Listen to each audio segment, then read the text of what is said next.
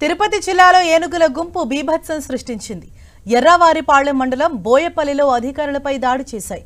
డ్రోన్ల సాయంతో ఏనుగులను గుర్తించిన అధికారులు అడవిలోకి మళ్లించే ప్రయత్నం చేశారు. ఈ క్రమంలోనే ఎలిఫెంట్ టాస్క్ ఫోర్స్ సిబ్బందిపై ఏనుగుల గుంపు దాడి చేసింది. ఈ దాడిలో మునస్వామి, లక్ష్మీప్రసాద్ అనే ఇద్దరు గాయపడ్డారు. ఏనుగుల గుంపు సంచారంతో ఉస్తికాయలపేట, కోటకాడపల్లి, యలమంద గ్రామాల ప్రజలు అప్రమత్తంగా ఉండాలని అధికారులు సూచించారు. దీనిపై మరింత సమాచారం మా ప్రతినిధి మురళి మనకు అందిస్తారు.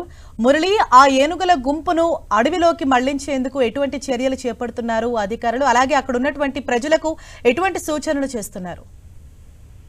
హరీష్, అంటే మొత్తంగా చాలా రోజుల తర్వాత చిత్తూరు జిల్లాలో మరోసారి గజరాజుల అలజడి మొదలైందని చెప్పక తప్పదు.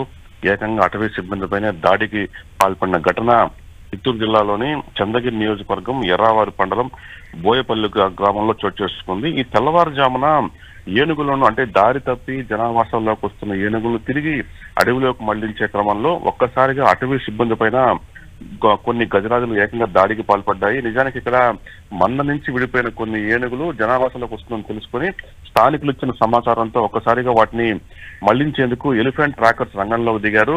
వాటిని అక్కడి నుంచి తిరిగి అడవిలోకి పంపించేందుకు ప్రయత్నిస్తుండగా ఒక్కసారిగా అక్కడే మాటు వేసి ఉన్న మరొక ఏనుగు అటవీ సిబ్బంది పైన దాడికి పాల్పడింది. ఈ దాడి ఘటనలో అటవీ శాఖ section officer Munuswamy, guard Lakshmi Prasad కు గాయాలయ్యాయి.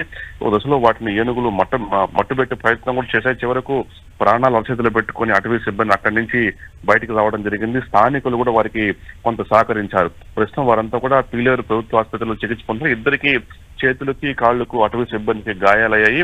అయితే ఈ ఏనుగుల మంద మాత్రం ఇంకా జనావాసాలకి అతి సమీపంలో తిరిగి అడవిలోకి వెళ్తూ ఉంది. వీటిని ఎలాగైనా సరే తిరిగి మళ్ళీ అడవిలోకి పంపించేందుకు అటవీ సిబ్బంది అన్ని ప్రయత్నాలు కొనసాగిస్తూ ఉన్నారు. థాంక్యూ మురళి.